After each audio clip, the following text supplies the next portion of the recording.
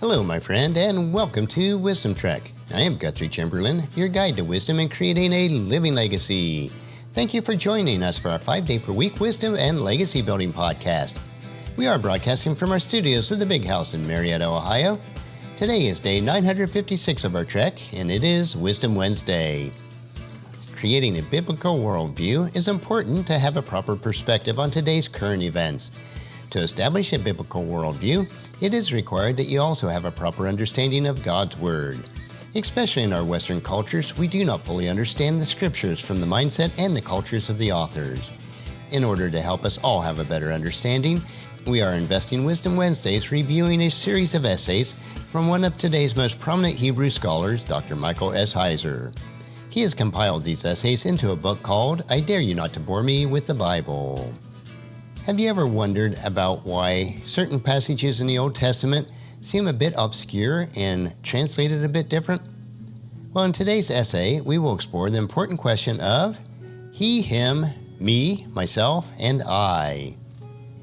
How strange would it sound if a friend described what they did in the morning like this? After she got out of bed, she took a shower and then made quick breakfast for herself. Just some coffee and bagel. I was in such a hurry that I didn't even finish my bagel and just took the coffee with me. Now be honest, you would probably wonder if your friend needed some medication. Although your friend was describing what she did in this morning, the first few details sounded like she was talking about somebody else. If the information was about her and spoken by her, why not use I or my? What we call the first-person pronouns in grammar. Why would she refer to herself in the third person? We just don't talk or write like that. Neither would the biblical writers, but that is exactly what we read in many biblical passages. Consider Ezekiel chapter 1 verses 1 through 4, and it reads like this. On July 31st of the 13th year, while I was with the Judean exiles beside the Kibar River in Babylon, the heavens were opened up, and I saw a vision of God. This happened during the 5th year of the king Jehoiachin's captivity. The Lord gave this message to Ezekiel, son of Buzi, a priest, beside the Kibar River, in the land of the Babylonians, and he felt the hand of the Lord take hold of him. As I looked, I saw a great storm coming from the north, driving before it a huge cloud that flashed with lightnings and shone with a brilliant light. There was a fire inside the cloud, and in the middle of the fire glowed something like a gleaming amber. Well, within the first two verses of this passage, Ezekiel uses the first person I, which leads us to believe that it was Ezekiel himself writing. Then he switched to the third person in verse 3, as though the writer was not the famous prophet Ezekiel himself.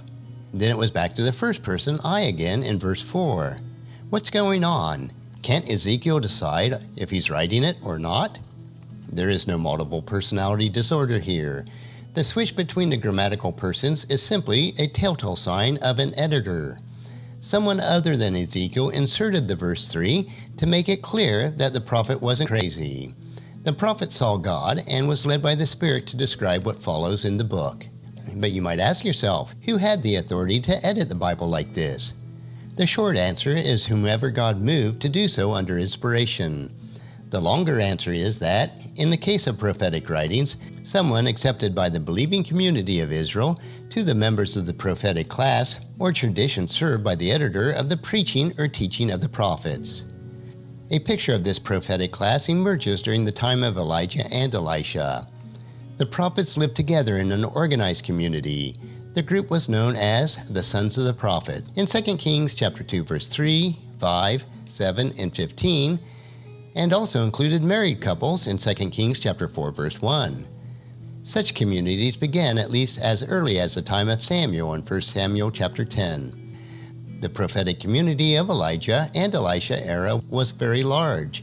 During the time of Elijah, there were at least 100 prophets hidden by Obadiah from Ahab and Jezebel, 1 Kings chapter 18 verse 4.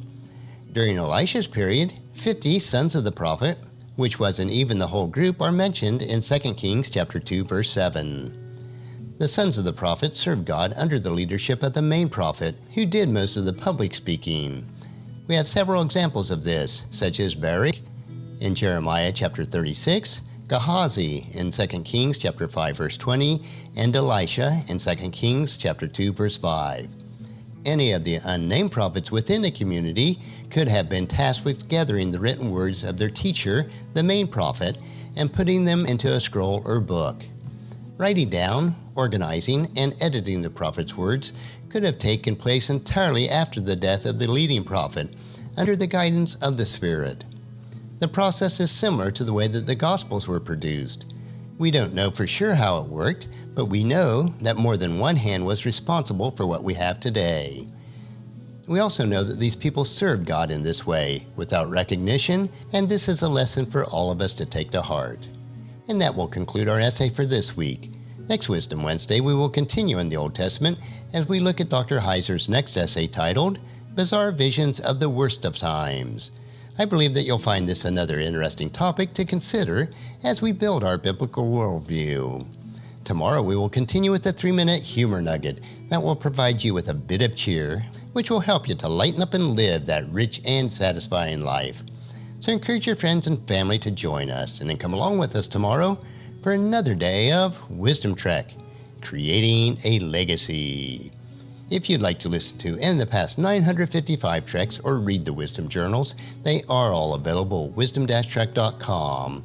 And I encourage you to subscribe to Apple Podcasts or Google Podcasts so that each day's trek will be downloaded to you automatically. And thank you so much for allowing me to be your guide, your mentor, but most importantly, I am your friend as I serve you through the Wisdom Trek podcast and journal. And as we take this trek of life together, let us always live abundantly, love unconditionally, listen intentionally, learn continuously, lend to others generously, lead with integrity, and then leave a living legacy each day. I am Guthrie Chamberlain, reminding you to keep moving forward, enjoy your journey, and then create a great day every day. See you tomorrow.